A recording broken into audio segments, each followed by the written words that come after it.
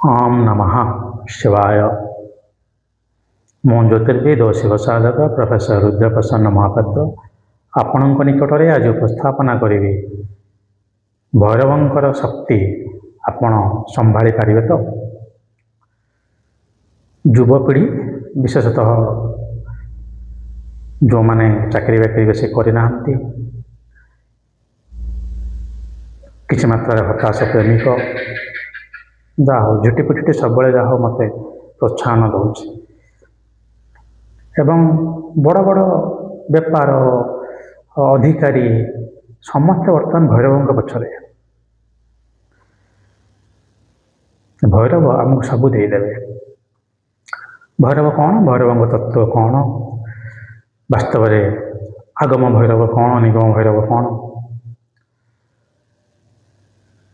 शक्ति भैरव कौन, शिव भैरव कौन, से संपर्क में आगुरी वीडियो कर रखी हूँ तो आगू आहरी वीडियो करी मात्र भावी नियंतु भैरव जड़े ईश्वर एवं आपण उपासना कर शक्ति आपण भीतर आसिले आपण संभाली पारे तो।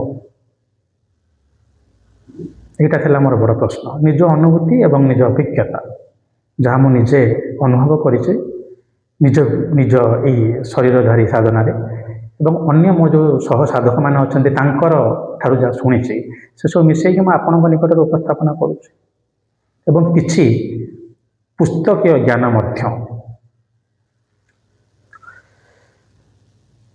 भैरव को कह जाए मशानवासी। भैरव को कह जाए मशानवासी कौन ता अर्थ कौन एवं जानते तो मशानी देखिए किए से कई नथिबे एकाठी आपन थे मशान साधारणतः कई न था साधारणतः जेकोसी समय भी जाते कई नथिबे अर्थात भैरव मशानी रहती तार गोटे सरल अर्थ है भैरव एकांगी रहती बा एकाठिया रहा भल पाती। तेणु आपड़ जिते भैरव साधना टी अधिक पशिबे भावी नियंतु आपणकर कर्म एवं आपणकर साधनार बल तथापि 2-3 वर्ष भर आप प्रतिदिन खूब श्रद्धार सहित पूरा मो भाया फुल टाइम नहेले भी फुल श्रद्धार सहित आप करुँच भावी नियंतु 3-4 वर्ष 5 वर्ष भी लग जापे तापर आपण भितर गोटे एमती चेतना जागृत हम आपण को इच्छा हे जो मुझे एकाठिया रही। हाँ जदि भैरव साधना सांगे आप शक्ति साधना करें परिणाम न हो पारे से बोध हुए कहुई भैरव साधना सांगे शक्ति साधना मिसई करने कारण भैरव मोक्ष है बेलू से महामाया आपको से जगह रक्षा करदे मात्र साधारणतः समस्त सब साधना मिसई करें जे भैरव साधना बेसी कर भितर यही जिनसा आसो यहाँ है आप भितर आसो बाहर अवस्था भैरव कौन करेंगे आपणकर जो जो संपर्क गुड़िक किसी काम ना भैरव ताको नष्ट करदे किसी गोटे आप 10-15टा सांग अच्छा जो सांग सहित आप 4-5 वर्ष संपर्क बंधुता रखिला आपणकर भांगी था सहित संपर्क भारी तिक्त रूपे से भैरव भांगीदेवे। तेणु कह जाए जे भैरव तुम सब छटई देवे शिक्षा कहे मत मो सागर मिस अन्न क्या सागर माने गोटे कथार मात्र सी से संपर्क गोटे भांगीदेवे कारण से जानीपारे युवा है आप मायाजनित संपर्क आप देखिए अनुकूल मन आपंकर एमती किसी संपर्क जहाँ को भावुए चिरंतन से भांगी तार गोटे कारण है या द्वितीय कारण है आप माया ठू दूरे जाए। तृतीय आपड़ ये जगत में जहाँ को अधिक भल पाऊा कि कौन गोटे जिनस को बहुत भल पाए से जिनस भैरव आपको प्राय छड़े देवे धीरे धीरे हूँ तो नहीं पारती कि सडन नहीं पारती कि छड़े देवे सी आपणकर जी भी होता तो गोटे जिनिस होता कि कौन व्यक्ति विशेष होता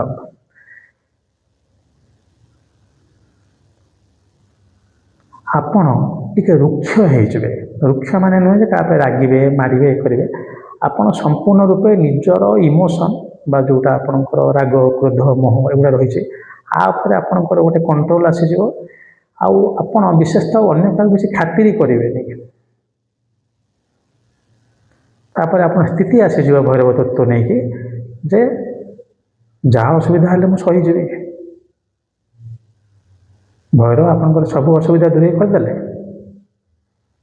ଆପଣଙ୍କୁ ଏମିତି ସ୍ଥିତି ଘିନି ଆସିଲେ ଯେ ଆପଣ ଆଉ କିଛି ଆପଣଙ୍କର ଅସୁବିଧା ହେବାର ନାହିଁ।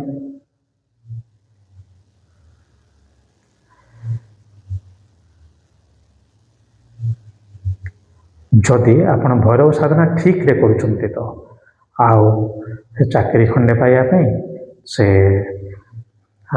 ଗାର୍ଲଫ୍ରେଣ୍ଡ ଛାଡ଼ିକି ପଳେଇଲା ଆଉ ଗୋଟେ ଗାର୍ଲଫ୍ରେଣ୍ଡ ମିଳିଯାଉ ବୋଲି କ୍ଷମା କରିବା ଆଜ୍ଞା, କିନ୍ତୁ ଏଟା ସତ ସତ। ଏଇ ଆଜି ନା କାଲି ବୋଧେ ମୁଁ ଭୈରବ ମନ୍ଦିର ଗୋଟେ ପିଲାଟା ପଶିଗଲା ବେଳକୁ ତାଙ୍କର ବୋଧେ ସେଇଭଳିଆ କିଛି ଉପାସନା ଚାଲିଥିଲା। ମାନେ କିଛି ବି ପାଇଁ ଯେଉଁ ଆପଣ ଡାକୁଛନ୍ତି ସେସବୁ ସାଧନାରେ ଗଣାଯାଏ ନା ଦର୍ଶକ ବନ୍ଧୁ। ସାଧନାର ଅର୍ଥ ଗୋଟିଏ, ଆପଣ ମୋକ୍ଷକାମୀ ହୁଅନ୍ତୁ, ଯେଉଁ ଇଷ୍ଟଙ୍କୁ ଆପଣ ପୂଜା କରୁଛନ୍ତି ସେଇ ଇଷ୍ଟଙ୍କର ଗୁଣ ଆପଣଙ୍କ ଭିତରେ ପଳେଇ ଆସିବ। ଭୈରବଙ୍କୁ ଆପଣ ପୂଜା କଲେ ଭୈରବଙ୍କ ଗୁଣ ଆପଣ ପଳେଇ ଆସିବ, ଶିବଙ୍କୁ ଆପଣ ପୂଜା କଲେ ଶିବଙ୍କ ଗୁଣ ପଳେଇ ଆସିବ। ସମାନ ଦେବତା କିନ୍ତୁ ଗୁଣ ଟିକେ ଟିକେ ଅଲଗା। ଶିବ ବି ମଶାନବାସୀ କିନ୍ତୁ ଶିବ କୈଳାସବାସୀ ବି। ଶିବଙ୍କର ପାର୍ବତୀ ପିଲାଛୁଆ ଅଛନ୍ତି, ଭୈରବଙ୍କର ଯଦିଓ ସଙ୍ଗିନୀ ଅଛନ୍ତି, ଭୈରବୀ ଅଛନ୍ତି, ତ ସେଇଠି ଆପଣ ଦେଖିବେ ଟିକେ ଟିକେ ତାଙ୍କ ଭିତରେ ଯେଉଁ କ୍ୟାରେକ୍ଟରିଷ୍ଟିକ୍ସ ନାହିଁ ସେଇ କ୍ୟାରେକ୍ଟରିଷ୍ଟିକ୍ସ ଆପଣଙ୍କ ଭିତରେ ପଳେଇ ଆସିବ। ଆପଣ ପ୍ରସ୍ତୁତ ତ? ଯଦି ପ୍ରସ୍ତୁତ ନୁହନ୍ତି ତାହେଲେ ମୋର ଆପଣଙ୍କୁ ବିନୀତ ଅନୁରୋଧ, କିଛି ଗୋଟେ ଛୋଟ ମୋଟ କାମ ଉପାସନା ଆପଣ କରୁଛନ୍ତି, ଆପଣ ସେ କାମଟା ପୂରଣ ହୋଇଗଲା ପରେ ସେଇ ସାଧନାଟାକୁ ଅଧିକ ବଢ଼ାନ୍ତୁନି। ମୁଁ ଯାଇଛି ଗୋଟେ ଆଇଏଏସ୍ ଅଫିସର ପାଖକୁ, ମୋର ଗୋଟେ କାମ ହେଲା, ସେ କାମ ହେଇଗଲା, ତାପରେ ମୋର ତା ଛଡ଼ା ବେଶୀ ବନ୍ଧୁତା ବଢ଼େଇବା କିଛି ଆବଶ୍ୟକତା ନାହିଁ।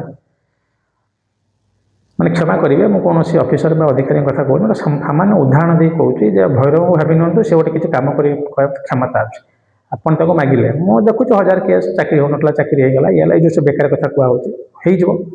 ଆଗ ଭୈରବ କାମ ପୂରଣ କରିବେ, ଯାହା ମାଗୁଛୁ ସେଟା ଦେଇଦେଲେ ଆପଣ ଜାଣିଦେବେ ଯେ ଭୈରବ ଅଛନ୍ତି, ତାପରେ ଆପଣ ଆଉ ତାଙ୍କ ପଛରେ ପଡ଼ିବେ। କିନ୍ତୁ ମନେ ରଖିଥାନ୍ତି ଏମିତି ହେଇକି ଆପଣ ଏଇ ମୋକ୍ଷ ସ୍ଥିତିକି ପଳେଇ ଆସିବେ, ଯେଉଁଟାକି ଗୋଟେ ସାଧାରଣତଃ ପାରିବାରିକ ସ୍ଥିତିରେ ଗୋଟେ ଠିକ୍ ଜିନିଷ ନୁହେଁ ମୋ ମତରେ। କାରଣ ଏତେ ବି ବୈରାଗ୍ୟ ଯଦି ଆସିଯାଏ ତାହେଲେ ହୁଏତ ସେଟା ଆପଣଙ୍କର ଯିଏ ଅଛନ୍ତି, ଆପଣଙ୍କର ଧର୍ମପତ୍ନୀ, ଆପଣଙ୍କର ପିଲାପିଲି, ସେମାନେ ହୁଏତ ଏଇ ଜିନିଷଟାକୁ ଗ୍ରହଣ ନ କରିପାରନ୍ତି, ଯେଉଁଟାକି ମୁଁ ଦେଖିଛି ମୋର ସହସାଧକ କିଛି ଏବଂ ଅନ୍ୟ ଜାଗାରେ। ତେଣୁ ଏଇସବୁ ହେଲା ଭୈରବ ତତ୍ତ୍ୱ, ଆପଣଙ୍କ ଭିତରେ ଆସିଯିବ, ଆପଣ ତାକୁ ଧାରଣ କରିବାକୁ ପ୍ରସ୍ତୁତ। ଯଦି ପ୍ରସ୍ତୁତ ନାହାନ୍ତି, ଗୋଟେ କାମ୍ୟ ଉପାସନା ସରିଲା ପରେ ଭୈରବ ଉପାସନାଟା ବନ୍ଦ କରିଦିଅନ୍ତୁ। କେବଳ କାଳାଷ୍ଟମୀରେ ଟିକେ ପୂଜା କରନ୍ତୁ, ନହେଲେ ଅମାବାସ୍ୟାରେ ଟିକେ ପୂଜା କରନ୍ତୁ, ସେତିକି ବହୁତ। ଯଦି ପ୍ରତିଦିନ ଡେଡିକେଟେଡଲି ପୂଜା କରିବେ, ସମର୍ପଣ ସହିତ ଭୈରବଙ୍କୁ ପୂଜା କରିବେ, ଶେଷ ଡେଷ୍ଟିନେସନ୍ ମଶାଣି ହେଇପାରିବେ। ମାନେ ମୃତ୍ୟୁ କଥା କହୁନି, ଯେମିତି ଅଘୋରୀମାନେ ରହୁଛନ୍ତି କାଶୀରେ ଆପଣ ଦେଖିବେ, ସେମିତି ହେଇପାରେ। ଆପଣଙ୍କ କର୍ମ ଉପରେ ନିର୍ଭର କରେ ଦର୍ଶକ ବନ୍ଧୁ।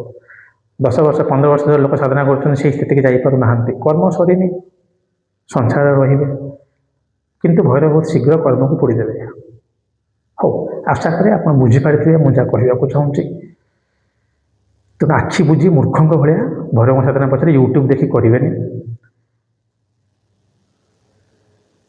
କ'ଣ ଆପଣଙ୍କର ଉଦ୍ଦେଶ୍ୟ, କେତେ ମାତ୍ରାରେ ଆପଣ ଭୈରବ ସାଧନା କରିବା କଥା ଏବଂ କେଉଁ ଉପାୟରେ କରିବା କଥା। ସମସ୍ତେ ସବୁ ଭୈରବଙ୍କୁ ପୂଜା କରିବା କଥା ନୁହେଁ। ସମସ୍ତେ ସେ ସନ୍ଦର୍ଭରେ ଆପଣଙ୍କୁ କେବଳ ଜଣେ ଗୁରୁ ହିଁ ଆଗକୁ କହିଦେଇପାରିବେ। ଯଦି ସାଧାରଣ ରୂପେ ଆପଣ କରୁଛନ୍ତି ଯେ ମୁଁ ଗୋଟେ ନାମ ଜପୁଛି, ତାହେଲେ ଅଳ୍ପ ଯେତିକି ଶକ୍ତି ଆପଣ ଗ୍ରହଣ କରିପାରିବେ ସେତିକି। ଆଉ ମେଞ୍ଚେ ଗୁଡ଼େ ଅତ୍ୟଧିକ ଯଦି ଆପଣ ଭୈରବ ଉପାସନା କରନ୍ତି ତାହେଲେ ଭୈରବ ତତ୍ତ୍ୱ ଗୁଡ଼ିକ ଠିକ୍ ଏଇଭଳିଆ ଆସିବ, ଯେଉଁଥିପାଇଁ କି ଆପଣ ଖୁବ୍ ସମ୍ଭବତଃ ପ୍ରସ୍ତୁତ ନଥିବେ। ହଉ, ଆଶା କରେ ମୁଁ ଯାହା ଭିଡ଼ିଓଟି କହିଲେ ଆପଣ ବୁଝିପାରିଥିବେ। ଭୈରବ ଜଣେ ଦେବତା, ଯିଏକି ସମସ୍ତଙ୍କ ପାଇଁ ନୁହେଁ। ଆପଣ ମୋତେ କହିବେନି ସାର୍ ଡିସ୍କ୍ରିମିନେଟ୍ କରୁଛନ୍ତି, ନାହିଁ, ବାସ୍ତବରେ ସମସ୍ତଙ୍କ ପାଇଁ ନୁହେଁ। ସମସ୍ତେ ଭୈରବଙ୍କୁ ପୂଜା କରିବେ ନାହିଁ, ତାଙ୍କୁ କୁହାଯାଇଛି କ୍ଷେତ୍ରପାଳ, ତାଙ୍କୁ ଗାଁ ବାହାରେ ରଖା ହୁଏ, ପୂଜା ହୁଏ, ଭିନ୍ନ ରୂପେ ପୂଜା ହୁଏ, ତାର ବିଭିନ୍ନ କାରଣ ରହିଛି ନୁହେଁ। ମାତ୍ର ଯଦି ଆପଣ ତାଙ୍କ ଶରଣାଗତ ହେଉଛନ୍ତି, ଯଦି ତାଙ୍କ ତତ୍ତ୍ୱ ଆପଣଙ୍କ ଭିତରେ ଆସିବ ଏବଂ ଏଇ ତତ୍ତ୍ୱଟି ଯେତେବେଳେ ଅତ୍ୟଧିକ ହେଇଯିବ ତାର ପରିଣତି ଏଇଆ ହେବ ଯାହା ପାଇଁ ପ୍ରସ୍ତୁତ ନଥିବେ। ତେବେ ଆଶା କରୁଛି ଆପଣ ଏଇସବୁ ଜିନିଷ ଆଖି ଆଗରେ ରଖି ଭୈରବ ସାଧନା ଦିଗରେ ଆଗେଇବେ। ସେଇ ଭୈରବଙ୍କର ନିକଟରେ ଆପଣମାନଙ୍କର ସଦ୍ବୁଦ୍ଧି ଏବଂ ଭୈରବ ଆପଣଙ୍କର ନୟନ ପାଥିଗାମୀ ହୁଅନ୍ତୁ, ତାହା ହିଁ କାମନା କରି ଆଜି ପାଇଁ ରହିଲି। ଓମ୍ ନମଃ ଶିବାୟ।